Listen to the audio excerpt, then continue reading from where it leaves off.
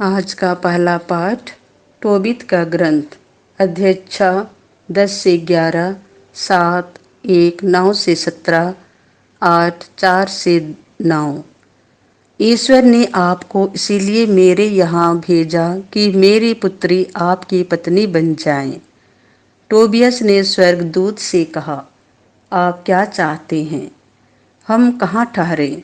स्वर्गदूत ने उत्तर दिया, जहाँ आपके वंश का रागुएल नामक मनुष्य रहता है, वह तुम्हारा संबंधी है और उसके एक सारा नामक पुत्री है। वे रागुएल के यहाँ आए और रागुएल ने उनका आनंद पूर्वक स्वागत किया।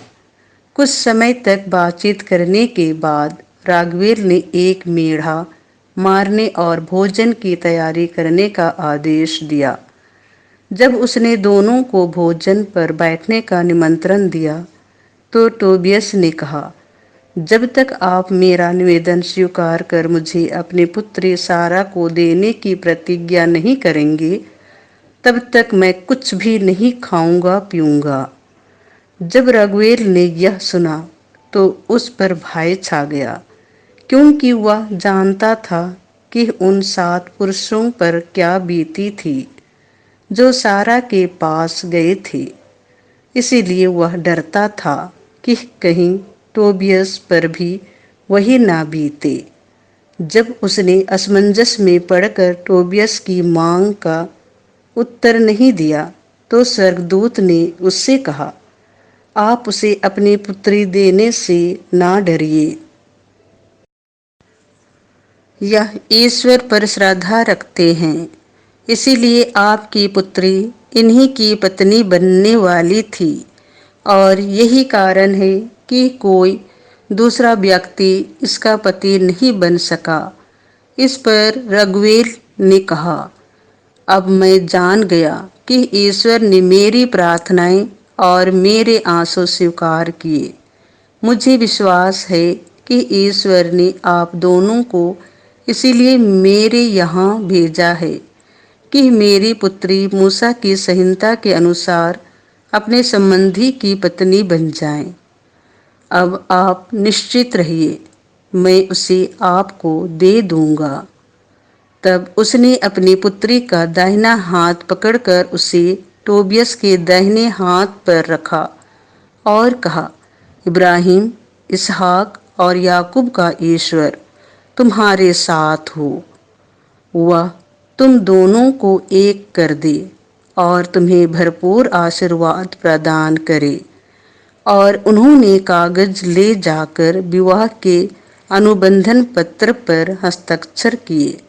इसके बाद वे ईश्वर को धन्यवाद देकर भोजन करने लगे। टोबियस ने कुमारी को संबोधित कर कहा, सारा, उठकर खड़ी हो जाओ। हमें आज, कल और परसों ईश्वर से प्रार्थना करते रहना चाहिए। हम 3 रात तक ईश्वर के सामने उपस्थित रहें और तीसरी रात बीत जाने पर ही हम अपना विवाहित जीवन प्रारंभ करें।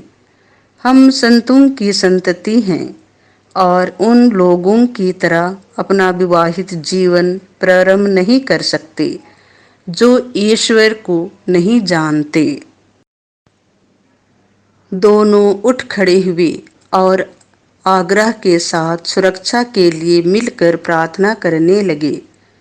टोबियस ने यह कहा, हे प्रभु, हमारे पूर्वजों के ईश्वर, आकाश और पृथ्वी, समुद्र, जल स्रोत एवं नदियाँ और उनमें रहने वाले तेरे बनाए हुए सभी प्राणी तुझे धन्य कहें। तूने पृथ्वी की मिट्टी से आदम की सृष्टि की और उसे सहयोगिनी के रूप में हवा को प्रदान किया।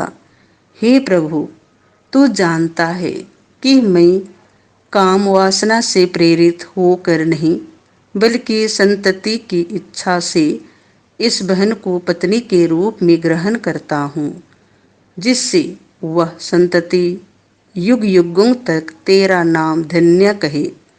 सारा ने भी कहा, हम पर दया कर, हे प्रभु, हम पर दया कर।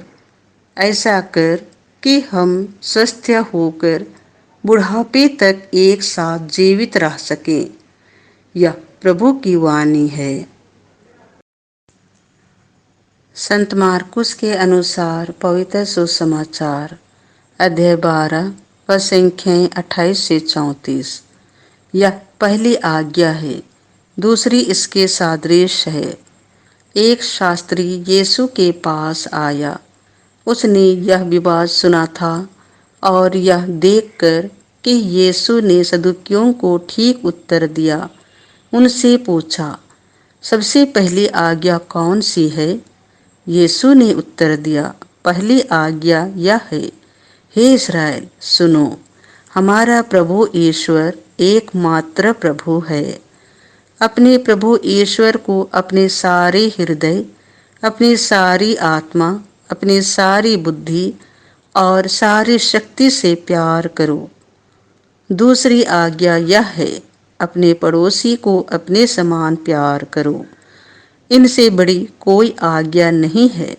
शास्त्री ने उनसे कहा, ठीक है गुरुवर, आपने सच कहा है, एक ही ईश्वर है, उसके सिवा और कोई नहीं है।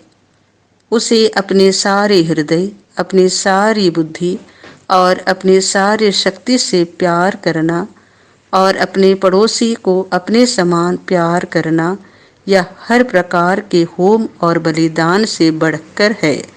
यीशु ने उसका विवेकपूर्ण उत्तर सुनकर उससे कहा, तुम ईश्वर के राज्य से दूर नहीं हो।